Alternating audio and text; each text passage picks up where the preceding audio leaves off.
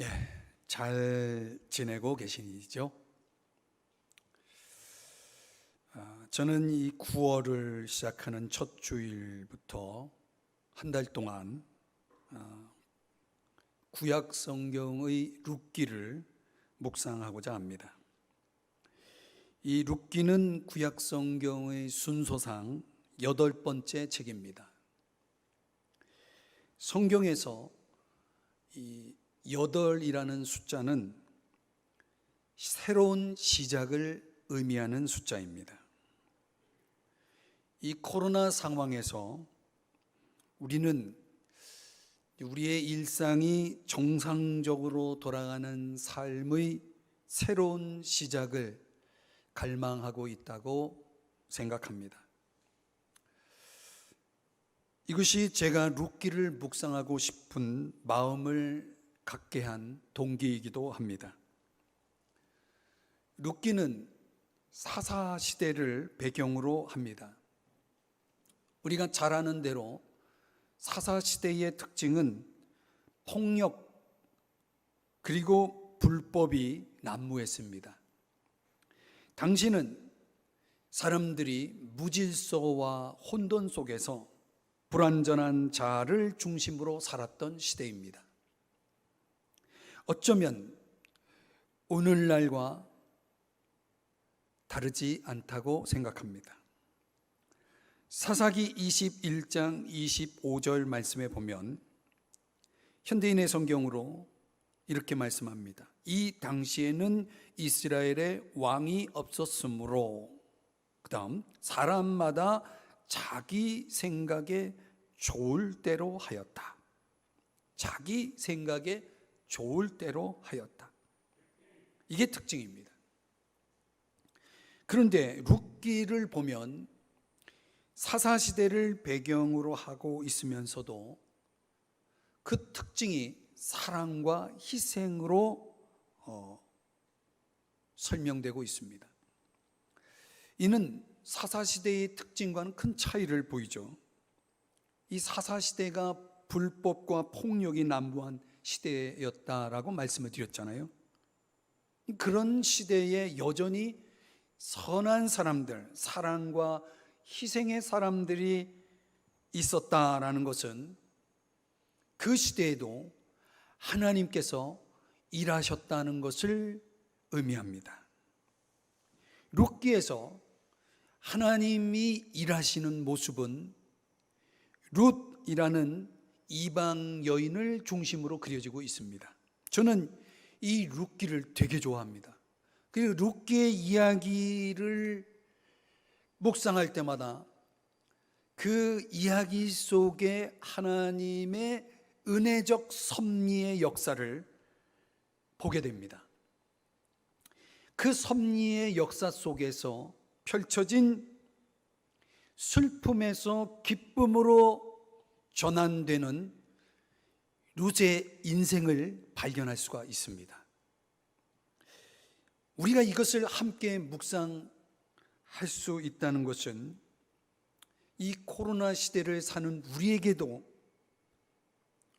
큰 위로가 아닐 수 없고 도전이 되지 않을 수가 없는 거죠. 자, 오늘 첫 번째 시간인 1장의 주제는 한마디로 룻의 결심입니다. 결심, 룻의 결심. 자, 18절 말씀을 보시면 굳게 결심함을 보고, 이런 표현이 나옵니다. 굳게 결심을 했다. 룻이 굳게 결심을 했다, 이런 말씀이죠. 자, 여러분, 이 룻의 결심을 둘러싼 이야기를 묵상하면서 함께 은혜를 나누고자 합니다. 첫째로 이 1장에서 사건의 발단을 소개하는 내용을 살펴보겠습니다. 1절 말씀을 보면 사사들이 치리하던 때에 그 땅에 흉년이 드니라. 자, 여기 1절에 보니까 그 땅에 흉년이 들었다, 이렇게 말씀을 하고 있죠.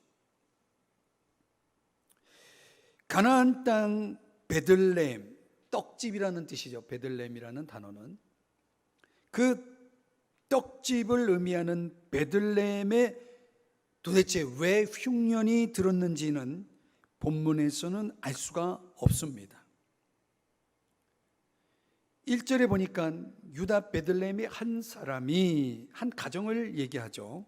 그의 아내와 두 아들을 데리고 모압 지방에 가서 거류하였는데, 2절에 보니까 그 사람의 이름, 그 한 사람의 이름은 엘리멜렉이라는 사람이고 아내의 이름은 나옴이고 두 아들이 있는데 그들의 이름은 말론과 기럧이다, 이렇게 소개하고 있습니다. 그들이 모압 지방에 들어가서 거기 살았다, 이렇게 소개하고 있습니다.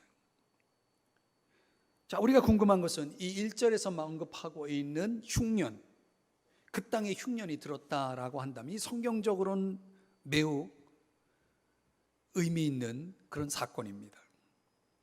성경은 이런 흉년의 경험을 세 가지 차원으로 설명을 합니다. 어쩌면 이들에게 찾아온 흉년은 이스라엘 백성이 범한 죄에 대한 사랑의 징계일 수 있습니다. 징계일 수 있다는 거죠. 자, 이 징계는 말 그대로 하나님의 사랑에 기인한 것입니다. 그리고 이 징계를 통해서 하나님은 뭘 원하시냐면 영적인 각성입니다. 영적인 각성. 이스라엘 백성들이 좀 영적으로 깨어나기를 바라는 것이죠. 그 영적 각성을 위해서 허락하신 징계라는 말입니다. 또는 이 흉년이라는 것은 믿음과 순종의 시험일 수도 있습니다. 사사기 2장 22절의 말씀을 보시면 이런 말씀이 나오잖아요. 나 여호와의 도를 지켜 행하나 아니하나 그들을 시험하려 함이라. 자, 이 흉년이 왜 그들에게 주어졌느냐? 그것은 내가 얼마나 하나님을 의지하는지 그 신앙의 진실성을 확인하고 그 신앙을 더 견고히 하기 위한 그런 목적일 수도 있다는 거죠. 많은 경우에 성경에서는 이런 흉년의 시련을 성경에 많이 소개를 하고 있습니다. 그러니까 우리가 이런 흉년이라는 환경 속에서 과연 나의 믿음은 진실한가? 과연 나는 하나님 말씀대로 살 수 있는가를 시험하신다는 것입니다. 혹은 이 흉년의 경험은 교육적인 목적일 수도 있습니다. 시편 119편 71절 말씀인데, 자, 볼까요? 고난 당한 것이 내게 유익이라. 이로 말미암아 내가 주의 율례들을 배우게 되었나이다. 흉년이라는 이 고난이 과연 어떤 목적을 담고 있을까? 이 말씀에 근거하면 분명 유익한 것이다 라고 말하고 있는 거죠. 또 이 고난 속에서 주의 율례를 배웠다, 말씀을 배웠다. 말하자면 하나님을 떠난 삶의 비참함을 깨닫게 하기 위한, 하나님의 말씀을 깨닫게 하기 위한 교육적인 목적으로 올 수가 있다는 것입니다. 예컨대 신약 성경의 탕자라는 그 아들의 비유가 나오죠. 그 신약 성경의 탕자의 경우가 그렇습니다. 자, 이런 흉년의 상황 속에서 오늘 본문 1절, 2절을 다시 보면은 엘리멜렉이 그의 아내 나오미와 두 아들을 데리고 어디로 갑니까? 모압 땅으로 갔다는 거예요. 여기 엘리멜렉이라는 그 이름의 뜻은 흥미롭게도 하나님은 나의 왕이시다라는 뜻입니다. 자, 그런데 어느 날 그의 삶 속에 어려움이 닥치자 하나님 없이 독단적으로 행동을 합니다. 신앙과 삶이 완전히 동떨어져 있는 모습을 보인 것입니다. 결국 흉년을 피해서 그 엘리멜렉은 그의 가족과 함께 모압 땅으로 가기로 결정했다는 거죠. 아브라함, 우리가 창세기에서 보는 아브라함도 이런 비슷한 실수를 했습니다. 창세기 12장 10절 이하에 보면 그런 내용이 나오죠. 자, 그렇다면 엘리멜렉은 왜 그런 결정을 내렸을까요? 몇 가지를 추론해 볼 수가 있습니다. 가장 일반적으로 우리가 생각할 수 있는 것은 이 엘리멜렉이 가장으로서 그의 가족들과 함께 잘 살고 싶은 욕심이 있었던 것 같습니다. 베들레헴에 흉년이 들었다고 베들레헴에 사는 그 성읍에 살던 사람들이 다 떠난 것은 아니거든요. 그런데 그 가정은 떠났다는 것입니다. 왜요? 왜 떠났을까요? 그 기근을, 그 흉년을 피해서 좀 더 풍요로운 삶을 찾아간 것입니다. 욕심을 따른 거죠. 누가복음 12장 15절 말씀에 보면은 삼가 모든 탐심을 물리치라 사람의 생명이 그 소유에 넉넉한 데 있지 아니하니라 이렇게 말씀을 합니다. 여러분, 욕심을 버려야 됩니다. 그 욕심이 우리의 인생에 잘못된 선택을 가져올 수 있다는 것을 기억하십시오. 엘리멜렉이 왜 그런 결정을 내렸을까? 우리가 또 생각해 볼 수 있는 것은 삶을 멀리 내다볼 수 있는 안목이 없었기 때문이다, 이렇게 볼 수 있습니다. 지금 당장 먹고 살기를 우선시 했다는 것이죠. 그 성경에 여러분 한번 다시 보시면은 한번 보시죠.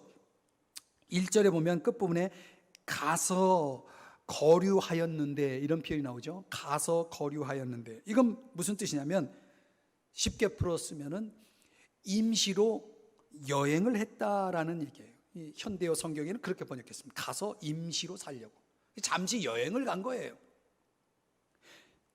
잠시 여행할 생각으로 그런 결정을 내렸다는 것입니다. 그런데 그들은 죽을 때까지 계속 모압에 머물게 됩니다. 무려 10년이나 그곳에 있게 되죠. 삶이 끝날 때까지, 그들의 삶이 끝날 때까지도 그들은 모압에 있었다는 거죠. 잠시 살려고 갔는데, 잠시 그저 여행한다는 생각으로 갔는데 죽을 때까지 돌아오지 않았다는 것입니다.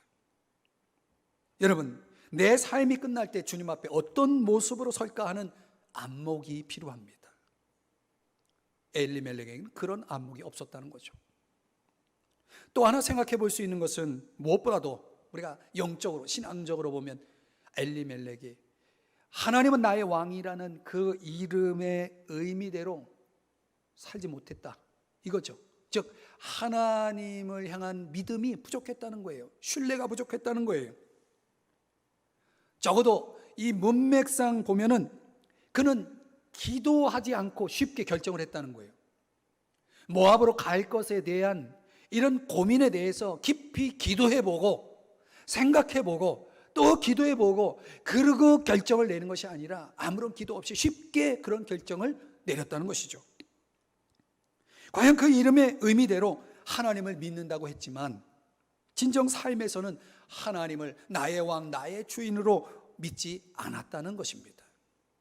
오늘날 이런 사람들이 많죠. 하나님 믿는다고 하지만 실상 어떤 결정을 내릴 때 기도하지 않고 하나님의 뜻을 살피지 않고 그냥 쉽게 어떤 일을 결정해버리는 경우, 그런 경우가 얼마나 많았습니까? 엘리멜렉이 그랬다는 것입니다.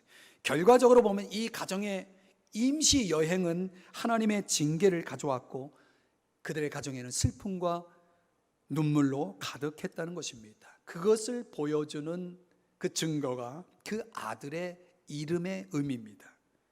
말론이라는 아들, 그 아들의 이름 말론의 뜻은 병약함, 질병 이런 뜻이고요.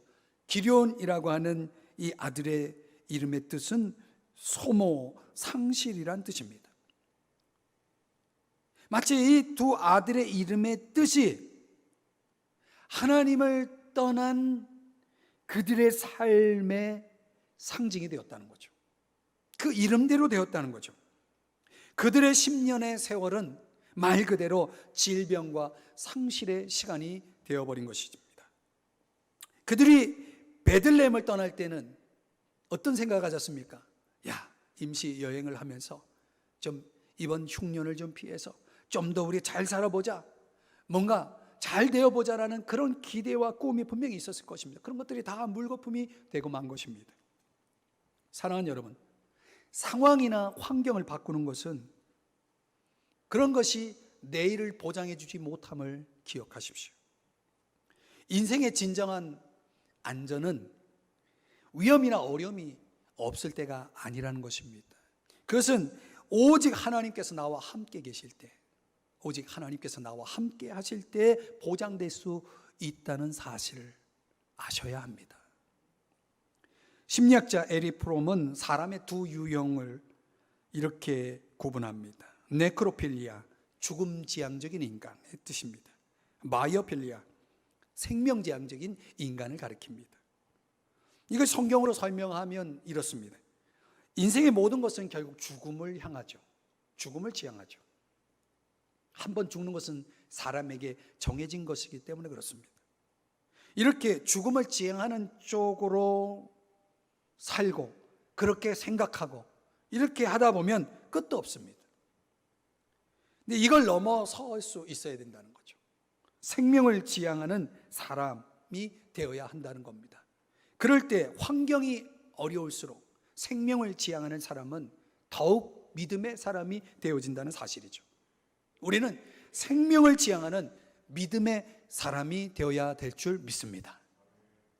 흉년과 같은 환경을 만났습니까? 어쩌면 지금 우리의 상황이 그렇죠. 그렇다면 여러분, 그 상황을 피하지 마십시오.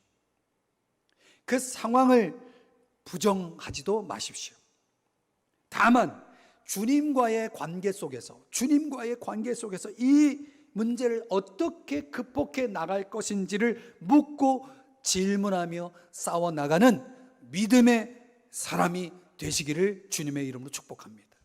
우리에겐 이런 믿음이 필요한 거죠. 자, 룻의 결심을 둘러싼 이야기에서 둘째로는 나오미의 설득입니다. 나오미의 설득. 자, 우리가 어떤 인생을 사느냐는 하나님 편에서 보면 인간의 선택에 달려 있다고 말할 수 있습니다. 인간의 선택에 달려 있다. 여러분, 하나님은 우리 인간이 하고자 하는 대로 내버려 두신다는 사실 아십니까? 하나님은 내버려 두시는 거예요. 이유가 뭐죠? 마침내 인간이 자신의 한계를 인정할 때가 온다는 거죠. 하나님께 돌아올 때가 온다는 거죠. 그 결과로 이제는 하나님께 모든 걸 맡기며 사는 사람이 되기를 원하시기 때문에 하나님은 내버려 두시는 거예요. 6절의 말씀을 보시겠습니다. 그 여인이 모압 지방에서 여호와께서 자기 백성을 돌보시사 그들에게 양식을 주셨다 함을 듣고 이에 두 며느리와 함께 일어나 모압 지방에서 돌아오려 하여. 자, 여러분, 참 슬픈 이야기죠. 1절에서 5절의 그 전개된 이야기의 내용과 이 6절은 10년이라는 세월이 훌쩍 지나간 것입니다. 모든 것을 잃어버린 이 나오미에게 그녀가 할 수 있는 일은 오직 하나, 고향으로 돌아오는 일이었다는 거죠. 돌아오다라고 하는 단어가 흥미롭게도 신약 성경의 용어로 말하면 회개하다라는 뜻입니다. 그 10년의 세월, 질병과 상실의 시간을 보낸 이후 모든 걸 잃어버린 다음에야 이 나오미는 이걸 깨달은 거죠. 돌아가야 되겠구나. 10년의 세월을 보낸 결과 이 나오미가 결국은 생각한 것, 깨달은 것은 하나님 품으로 돌아가야 되겠다라는 것이었습니다. 그런데 나오미에게 고민이 하나 있었습니다. 그 고민은 뭐냐면 두 며느리가 있었다는 거죠. 이미 두 아들은 죽고 없지만 그 두 아들과 결혼한 두 며느리가 있는 거예요. 그 며느리를 어떻게 해야 할 것인지에 대한 고민입니다. 고민 끝에 나오미가 내린 선택이 무엇인지 한번 8절을 한번 보십시다.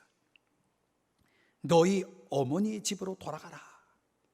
친정으로 가라는 얘기죠. 11절에 보니까 내 딸들아 돌아가라. 너희가 어찌 나와 함께 가려느냐? 내 태중에 너희의 남편 될 아들들이 아직 있느냐?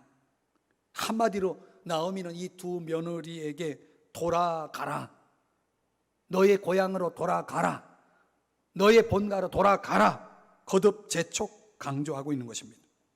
이 두 며느리를 그들의 고향에 머물게 하기로 선택을 한 거죠. 나 혼자, 나오미 혼자 고향으로 돌아가겠다라는 그런 결정입니다. 인간적으로는 참 잘한 거죠. 이 두 며느리를 얼마나 배려한 것입니까? 그들의 장래를 얼마나 생각해 준 겁니까? 그러나 여러분, 여기서 한 가지 우리가 놓치지 말아야 될 것은 신앙적으로는 매우 잘못된 선택을 했다는 것입니다. 왜 그렇습니까? 만약 이 두 며느리, 모압 여인이 이 두 며느리가 그들의 고향으로, 그들의 친정으로 돌아간다면 신앙적으로는 어떻게 되는 겁니까? 하나님 신앙을 버리고 옛날 그 모압 우상 신앙으로 돌아가 버리는 결과를 초래하기 때문입니다. 15절을 볼까요? 뇌 동서, 오르바 며느리가 둘인데 그 첫째 며느리가 오르바입니다. 오르바 뇌 동서는 그의 백성과 그의 신들에게로 돌아가나니, 그의 백성에게만 돌아간 것이 아니라 그 뭐가 따라와요? 그의 신들에게로 돌아갔다. 결국은요, 이 나오미가 며느리들의 육신적인 행복을 생각한 것은 잘했을지 모릅니다. 아주 훌륭한 시어머니의 선택이라고 볼 수도 있죠. 그러나 그보다 훨씬 더 중요한 영적인 행복은 생각하지 않은 선택을 한 것입니다. 따라서 이 선택은 나오미의 아주 육신적이고 세상적인 그런 신앙인의 모습을 보여준 것입니다. 결국 오르바는 어떻게 됐습니까? 시어머니의 설득에 넘어갔죠. 베들레헴으로 가다가, 베들레헴으로 어머니랑 시어머니랑 같이 가다가 돌아가라고 하니까 이 오르바는 중간에 자기 고향 모압으로 돌아가는 선택을 하게 됩니다. 이거는 마치 하나님께 가까이 나오다가 다시 세상으로 돌아가는 사람의 모습을 보여줍니다. 오늘날 이 오르바와 같은 사람들이 얼마나 많습니까? 오늘날 어떤 동기로 신앙생활에 관심을 갖고 예배를 잘 드리다가 중간에 어려운 일이 생기니까 포기하는 겁니다. 전혀 믿지 않는 그런 상태로 돌아가는 사람들이 얼마나 많은지 모릅니다. 이 코로나 상황에는 더욱 그런 것 같습니다. 그들은 분명 우리가 믿는 예수님보다 다른 것에 더 많은 관심이 있는 사람들일 겁니다. 디모데후서 4장 10절 말씀, 언젠간 여러분에게 소개했죠. 데마라는 사람을 소개하는데, 이 데마는 어떤 사람이냐면 세상을 사랑하여 나를 버리고 바울을 버리고 데살로니가로 갔다라고 말하고 있습니다. 이 데마와 같은 사람은 분명 세상에 대한 사랑이 주님에 대한 사랑보다 더 컸을 것입니다. 이들은 구도자의 길을 끝까지 완주할 수 없는 그런 신앙의 상태에 있는 것입니다. 끝까지 경주할 수가 없는 거예요. 많은 사람들이 도중하차하죠. 상황이 어려워지면 이런 사태들은 더 많은 사람들에게 일어납니다. 어떤 면에서는 우리에게 이런 위기가 한국교회에 왔다고 봅니다. 적어도 이런 선택에는 나오미와 같은 사람의 역할을 하는 사람이 우리 주변에 있을 수 있습니다. 돌아가라는 거죠. 다시 세상으로 나아가라는 거죠. 신앙에 더 이상 매달릴 필요가 없다는 거죠. 이런 역할을 하는 사람들이 오늘날 많습니다. 우리 부모들을 한번 보십시오. 자기 자녀들이 교회에 나가는 걸 보고 이런 말 하는 사람들이 있죠. 다음에 가도 돼. 지금 공부해. 여러분, 당장 자녀의 장래를 걱정하고 생각하는 부모의 관심에서 비롯된 말일 수 있습니다. 그렇게 됨으로 인해서 훗날 하나님 없는 인생을 살아가게 된다면, 내 자녀가 하나님 없는 인생을 살아가게 된다면 여러분, 하나님 앞에서 과연 그 영혼에 대한 책임을 어떻게 지시렵니까? 참 무서운 거예요. 내 자녀들의 신앙을 책임지라고 부모로서의 역할을 우리에게 맡겼는데 그렇게 하지 못한다면 그 책임을 하나님 앞에 어떻게 감당하시렵니까? 부모와 자식 간의 관계만은 아닙니다. 요즘 사람들은 신앙을 너무나 쉽게 생각합니다.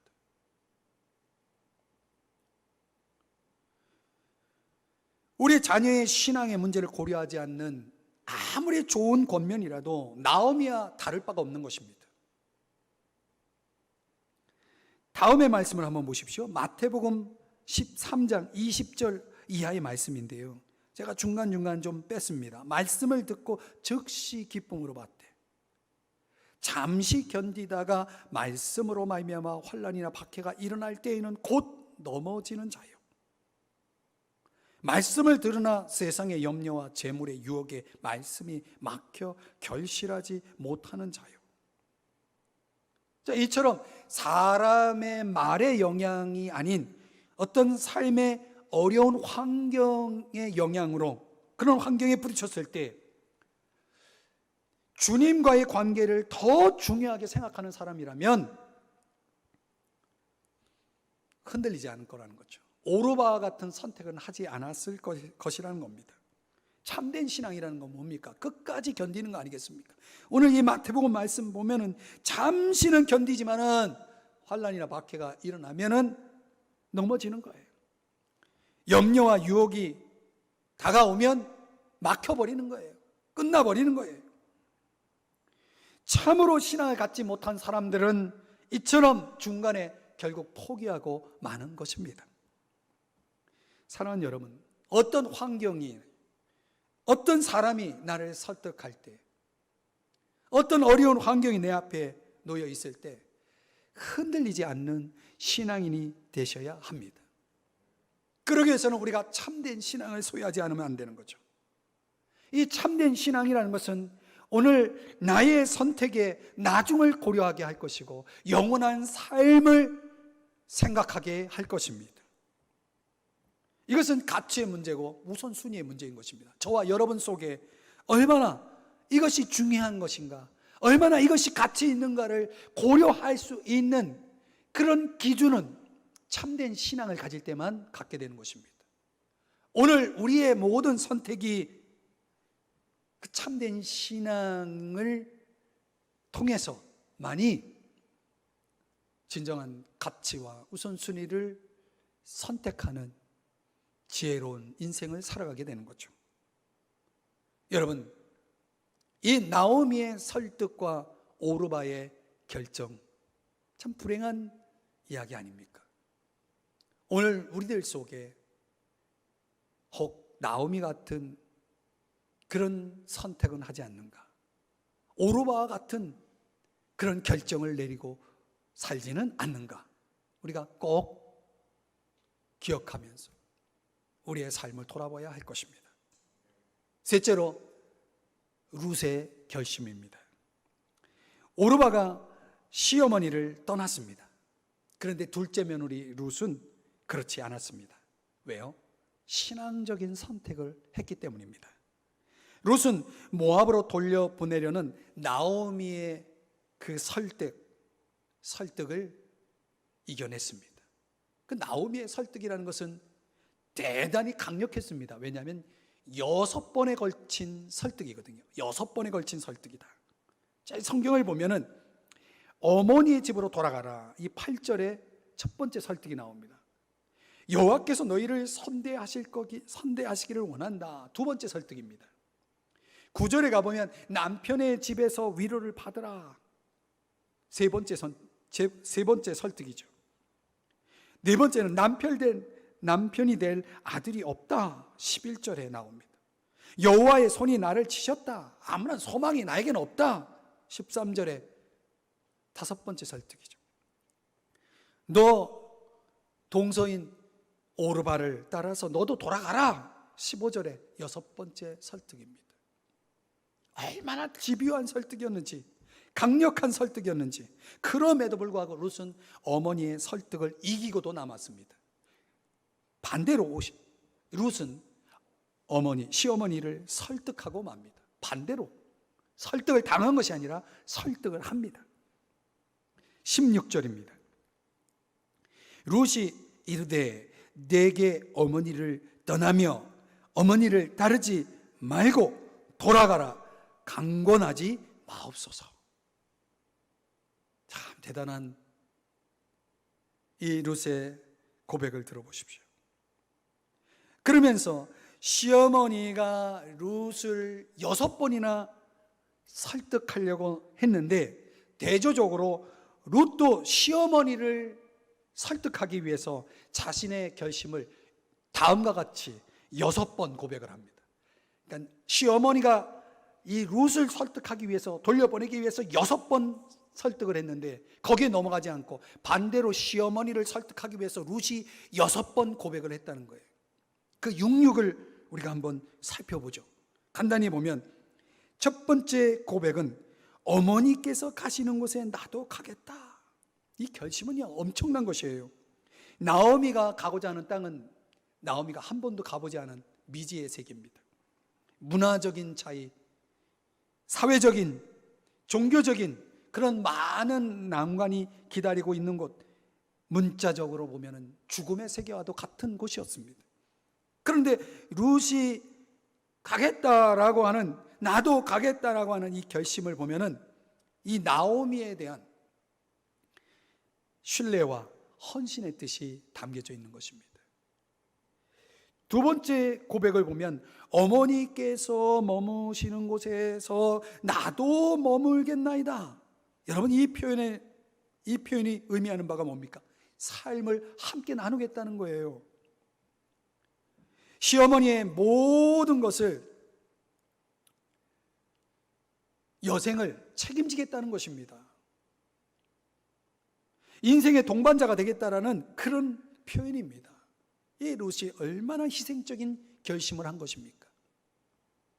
세 번째 고백을 보면 어머니의 백성이 나의 백성이 되고, 이 룻이 시어머니와 함께하고 함께 살겠다라고 하는 것은 필연적으로 그 시어머니의 백성과 시어머니의 하나님과 연결이 될 수밖에 없습니다. 그러니까 시어머니의 모든 것을 조건 없이 받아들이는 데 있어서 거기에 포함되어야 할 것이 뭐냐면 교제권입니다. 시어머니가 가까이 하는 사람들, 시어머니가 만나는 사람들, 그런 사람들을 나도 가까이 해야 된다는 얘기죠. 그동안은 이 룻이 모압 백성들과 어울렸다면 이제는 어머니의 백성인 이스라엘 백성과 어울리는 교제권을 바꾸는 것입니다. 교제권을 옮기는 것입니다. 여러분, 내가 평소 만났던 사람과 다른 부류의 사람들을 만난다는 게 이게 얼마나 힘든 결정인지 여러분 아십니까? 거기에는 대단한 고통이 있는 것이죠. 그걸 감수하겠다는 그런 결심을 보인 겁니다. 네 번째 고백을 보면 어머니의 하나님이 나의 하나님이 되시리니, 이 결심은 신앙적인 선택이라고 말할 수 있죠. 여러분, 사람이 정말 힘들고 어려운 것이 있다면 내가 섬기는 신을 바꾸는 겁니다. 제가 과거 불교에서 이 기독교로 개종할 때 그 과정 속에 얼마나 많은 싸움이 저에게 있었는지, 내가 섬기는 신, 내가 믿는 종교를 바꾼다는 것은 정말 얼마나 힘든 일인지 모릅니다. 가장 획기적인, 가장 힘든 변화라고 할 수가 있습니다. 그런데 룻이 자기가 섬기던 신을 바꾸어서 하나님을 섬기겠다고 선택한 것입니다. 이건 대단한 결심이 아닐 수가 없는 거죠. 어떻게 이런 선택을 할 수 있었습니까? 여기서 이 네 번째 고백을 좀 생각해 보면 나오미에게 우리가 살펴본 내용에 의하면 모든 걸 다 잃어버리고 유일하게 남은 것이 하나 있죠. 그게 뭡니까? 하나님이죠. 나오미는 모압으로 갈 때 가지고 있었던 모든 걸 다 잃어버렸는데 겨우 하나 남은 게 하나님이었다는 거죠. 어쩌면 부족한 모습이었을지 모르지만 이 나오미의 신앙을 며느리 룻은 보았던 것이죠. 다 잃어버렸는데, 그래서 21절에 이렇게 말씀하잖아요. 내가 풍족하게 나갔더니 여호와께서 내게 비어 돌아오게 하셨느니라. 그러니까 모든 걸 잃어버린 거예요. 이 모든 걸 잃어버렸지만 유일하게 마지막 남아있는 것은 하나님 신앙은 남아있었다는 거죠. 하나님을 의지하게 된 것입니다. 잠시 하나님을 마음으로부터 밀어냈던 이 나오미가 이제 하나님을 찾은 것입니다. 하나님을 의지한 것입니다. 하나님은 이 나오미에게 낮고 천해 보이는 하나를 선물하게 됩니다. 모든 걸 잃어버리고 하나님을 의지하게 되자 나오미에게 하나님은 아주 낮고 천한 하나를 주십니다. 그게 바로 뭐냐면 바로 룻입니다. 하나님을 의지한 나오미에게, 아무것도 없는 나오미에게 하나님은 룻이라는 며느리를 선물로 주신 겁니다. 참 놀라운 반전입니다. 룻은 젊어서 과부가 된 여인입니다. 이스라엘 사람들로부터는 절대로 환영받을 수 없는, 말 그대로 천대받는 모함 여인입니다. 그토록 보잘것없는 룻이 나오미에게 주어진다 하더라도 무슨 도움이 되겠습니까? 그런데 말이죠, 조금 전에 우리가 살펴보고 있는 이 나오미를 향한 룻의 결심이 나오미에게는 얼마나 힘이 되었을까요? 또 이스라엘 백성들에게 한 발 더 나가서 인류 구속사에서 얼마나 중요한 역할을 하게 될지에 대해서 나오미는 전혀 생각하지 못했다는 거죠. 우리가 나중에 4장까지 살펴보게 되면 그 전체적인 내용의 맥락을 이해하게 될 터인데, 정말 놀랍지 않습니까? 모든 걸 잃고 그저 하나님을 의지하는 그 작고 작은 믿음 하나, 그것 때문에 한 사람을 얻었다는 것이죠. 한 사람을 건질 수 있었다는 것입니다. 자, 나오미를 향한 이 룻의 설득, 다섯 번째 고백은 이겁니다. 어머니께서 죽으시는 곳에서 나도 죽어. 말 그대로 끝까지 따르며 돌보겠다는 그런 표현이죠. 그 나오미의 여생의 모든 과정과 결말까지, 이 세상을 떠날 때까지 나는 어머니와 함께 하겠다라는 그런 결심을 의미합니다. 여섯 번째 고백은 어머니를 떠나면 여호와께서 벌을 내리시리라. 여호와께서 벌을 내리시리라. 더 내리시기를 원하나이다. 이런 고백을 하고 있습니다. 이것은 죽음 외에는 시어머니를 떠나지 않겠다라는 결심입니다. 이제는 여호와의 이름을 걸고 있습니다. 하나님의 이름을 걸고 결심한 이 며느리 룻을 어떻게 나오미가 거절할 수 있겠습니까? 이제는 나오미도 어쩔 수가 없는 것입니다. 며느리에게 설득당한 것입니다. 이와 같은 룻의 6가지 결심을 살펴보면서 우리는 14절에서 그 모든 결심을 요약하는 표현을 발견할 수 있습니다. 14절입니다. 룻은 그를 붙쫓았더라. 붙쫓았더라. 자, 이 단어 참 좋은 단어입니다. 다바크라는 단어인데요, 무슨 뜻이냐면 착 달라붙다, 마치 악교 같은 걸로 두 개를 딱 붙여놓은 것과 같다는 거예요. 굳게 결합하다, 힘써 쫓아가다, 이런 뜻을 가지고 있는 다바크라는 단어를 사용하고 있습니다. 전인적으로 붙잡고 있는 거죠. 한 번 붙들면 절대로 놓지 않겠다라는 그런 의지적인 결단을 보여줍니다. 여러분은 이런 선택을 한 적이 있습니까? 우리의 인생길에서 여러분은 어떤 선택을 하고 계십니까? 편리를 따라 선택하시나요? 아니면 내 인생에 주신 하나님의 말씀을 따라 선택하시나요? 내 육신적인 쾌락과 기쁨을 위해 선택하시나요? 아니면 하나님을 기쁘시게 하기 위해서 선택하시나요? 아무리 나에게 고난과 희생이 요구되더라도 과연 하나님의 사람답게 선택하면서 인생길을 걸어가고 계시는지요? 독일의 설교가 장 파울의 이런 글이 있습니다. 제가 잠깐 읽어드리면, 인생은 한 권의 책과 비슷하다. 어리석은 사람은 아무렇게나 책장을 넘기지만 현명한 사람은 차분히 읽는다. 왜냐하면 그들은 단 한 번밖에 그것을 읽지 못한다는 것을 알고 있기 때문이다. 여러분, 인생은 한 권의 책과 같다면, 단 한 번 주어지는 인생, 다시는 반복할 수 없는 인생이라면 그 값진 인생을 어떻게 살아야 하겠습니까? 한 그리스도인의 고난 속에서의 고백을 들어보십시오. 그는 이런 고백을 했습니다. 그리스도 안에서는 결코 후회함이 없습니다. 결코 후회함이 없습니다. 사랑하는 여러분, 인생의 장에서 만나는 모든 상황, 모든 사건 속에서 우리는 정말 후회함이 없는 신앙인다운 선택을 하며 오늘을 살아가고 있나요? 여러 가지 결정을 해야 할 문제 속에서 그냥 내 생각, 내 편한 생각대로 결정하지는 않습니까? 하나님의 뜻에 대한 고민과 그리고 그 뜻을 붙잡고 기도한 끝에 선택하고 결단하는 삶이 없다면 과연 그런 사람을 그리스도인이라고 말할 수 있겠습니까?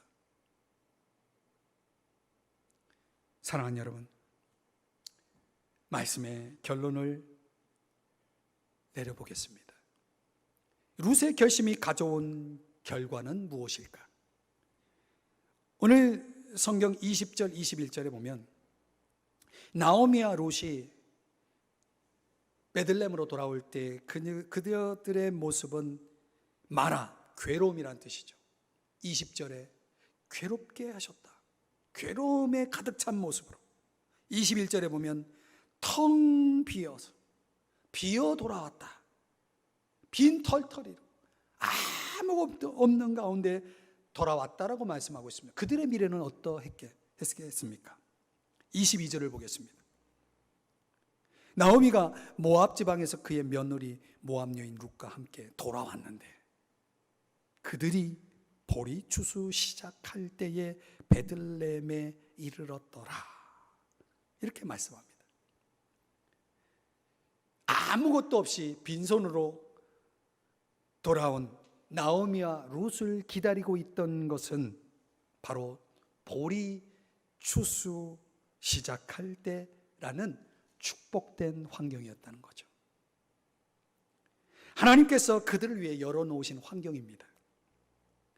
이것은 앞으로 룻의 미래에 전개될 새로운 삶의 시작을 암시합니다. 나오미와 룻이 하나님 신앙의 자리로 돌아왔습니다. 하나님을 예배하며 섬겼던 자리로 돌아왔습니다.